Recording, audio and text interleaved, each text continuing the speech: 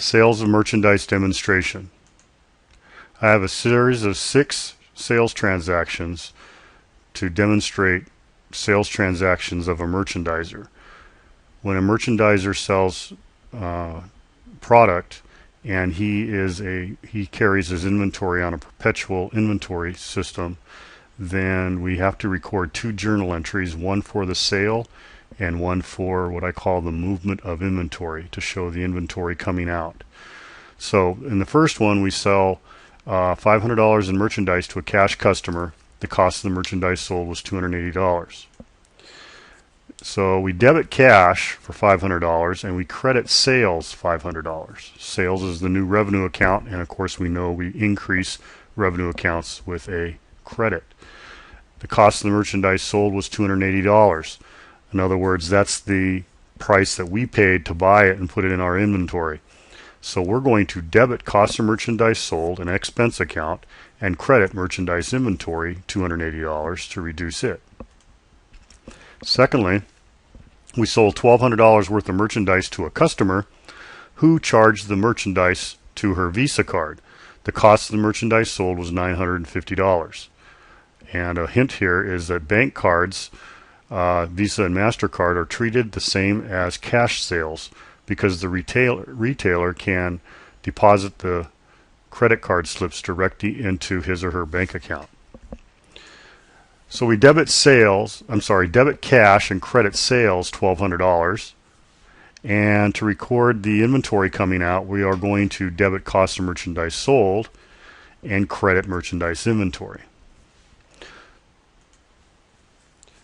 Next transaction, we sold $2,000 in merchandise to a credit customer on a store account. The terms of the sale are $210 and $30. The cost of the merchandise sold was $1,600. We're going to debit accounts receivable for the full $2,000, and we are going to credit sales for the $2,000. And then likewise, what do we need to do next? We need to record the cost of the merchandise sold. So we're going to debit cost of merchandise sold $1,600 and credit merchandise inventory $1,600. Number 4 says accepted a return of $50 worth of merchandise from the cash customer in number 1. The cost of the merchandise returned was $30 and the customer received a cash refund. First thing we needed to is record a debit to sales returns and allowances, and then we need to credit cash for $50. That's how much we are returning to our customer, $50. And so sales returns and allowances is a contra revenue account with a normal debit balance going against sales, and then of course we have the credit to cash, $50.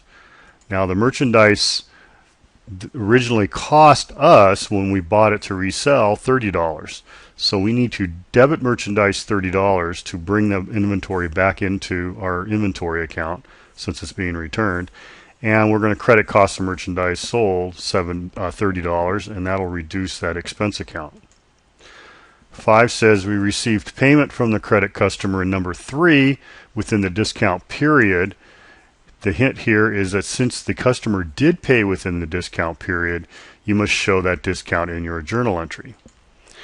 So we would record a credit to accounts receivable for the full $2,000 sale, and then we are going to debit sales discounts for $40, which is the equivalent of the discount amount, and we will show you that in a moment. And that is also a contra revenue account. And then we are going to also debit cash for the difference, $1,960, the net amount we get from our customer. The discount is calculated as the $2,000 sales price that we sold it for, times 2% is equal to $40. That means the cash received is $2,000 minus that same $40 for a total of $1,960. Finally, we paid the service fee on Visa and MasterCard sales to Third National Bank. Now typically this will be shown on the bank statement, and these fees would be taken care of and entered in, journalized and recorded into the books when we do a bank reconciliation, which will be taught in the cash chapter. But for now, we're going to debit credit card expense and credit cash to recognize that we increased an expense account and we reduced the cash amount that came out of our bank account.